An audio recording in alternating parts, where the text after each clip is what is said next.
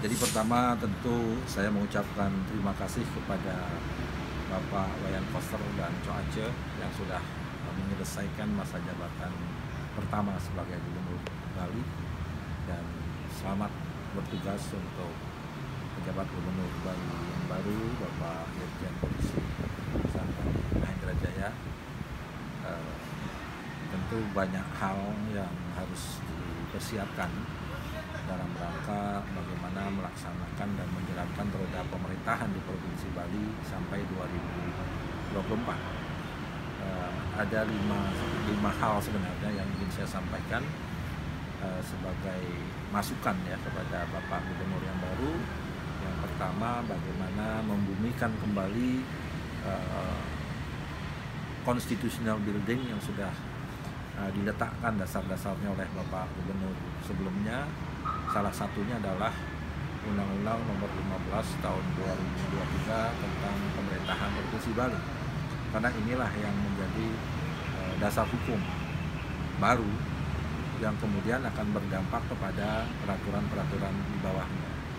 Yang kedua berkaitan dengan penguatan kelembagaan yang sudah diletakkan juga oleh gubernur sebelumnya, baik itu di tingkat OPD, hubungan antara provinsi dan kabupaten kota, serta penguatan kelembagaan desa, khususnya desa adat dan subak.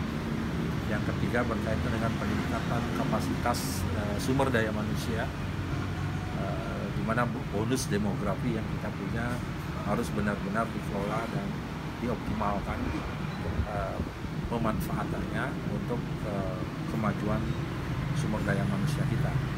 Dan yang berikutnya berkaitan dengan networking, jaringan.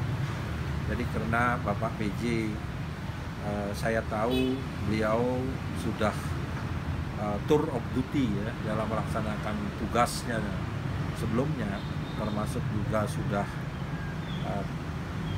ada lama di pusat. Saya pikir hubungan antara pemerintah daerah dengan pemerintah pusat tidak ada kendala.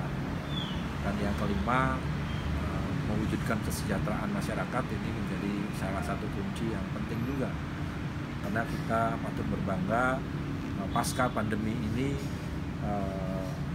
pendapatan kita mulai meningkat dan bahkan bisa melampaui nasional.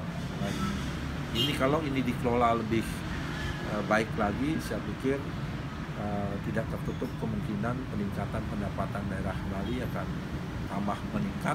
Lebih-lebih lagi sekarang dengan Undang-Undang Provinsi Bali, lembaga adat seperti desa adat, subak, ini sudah bisa dibiayai baik oleh APBN maupun oleh APBD. Adalah mempersiapkan pelaksanaan pemilu agar pemilu di Bali khususnya ini berjalan dengan aman, damai, dan tentu demokratis. Dan selama ini pemilu di Bali selalu menjadi contoh dalam hal bagaimana demokrasi prosedural yang mengarah ke demokrasi substansial ini bisa kita wujudkan. Maka koordinasi dengan penyelenggara pemilu, baik itu KPU, kemudian Bawaslu, ini harus selalu dijalin. Karena bagaimanapun 2024 adalah tahun politik.